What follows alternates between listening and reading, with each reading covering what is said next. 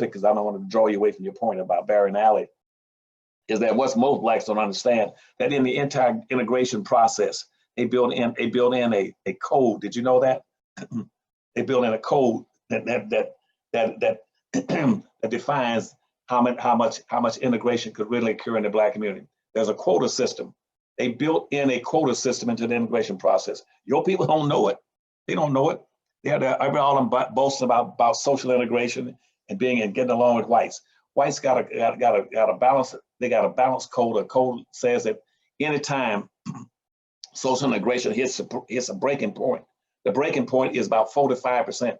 Anything that black folks do, Dr. Watkins, anytime blacks penetrate whites up to about 4 to 5%, there's an alarm goes off in their system throughout the white communities. I don't care whether it's in Boston or it's in San Diego, an alarm goes off.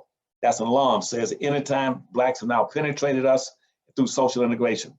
What that means right now is that if you live in a neighborhood that's all white, 1 or 2 blacks can move in, they'll be accepted.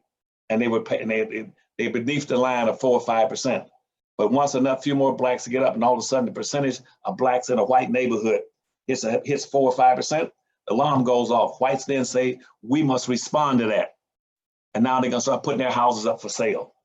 If you got a school that's predominantly white, and then the black population, student population hits 4 or 5%, whites gonna withdraw their kids from out of that school. If you got an organization and the population in that organization was all white, a number of blacks begin to take out membership and join it, it's 4 or 5%, they're gonna set off an alarm. So between 4 and 5% up to 7%, white folk will be totally out of it. They're gone. And guess where they're gonna move to? They're gonna relocate back to an all white, 100% black area again, or go to another white school, all white school, or wild white community. Blacks don't know there's a code in a breaking point in the social integration system. It says we cannot tolerate more than 4 to 5% of blacks on anything, period. That's even in business. That's why they boycott you. I didn't mean to take you off on that point, but I thought you want to know that. No, that's a very helpful point. And I hope you all will agree and tell Dr. Anderson how appreciative we are of that point, because a lot of folks don't know that. So you think about this, it sounds to me what you're basically saying is that integration as a black empowerment strategy is simply not going to work, largely because there is a cap. There's almost right. Like the NFL and the NBA has a salary cap. There's a cap to what they're willing to offer you, and the cap is not big enough for everybody. They get so basically we're all in the water, all of it, black folks out here drowning, and you got 1,000 people in the water drowning, and you throw out 3 lifeboats.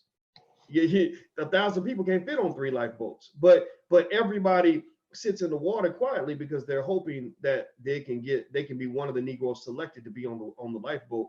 And so I think that was a great point for you to make, because I used to also fall into that myth that if you behave yourself, you do a good job, you sit and you wait, for your opportunity, you don't get out of line, then they're going to take care of you. And what happens is, unfortunately, is that you have a couple of people that get that success, but the masses of us get left behind. And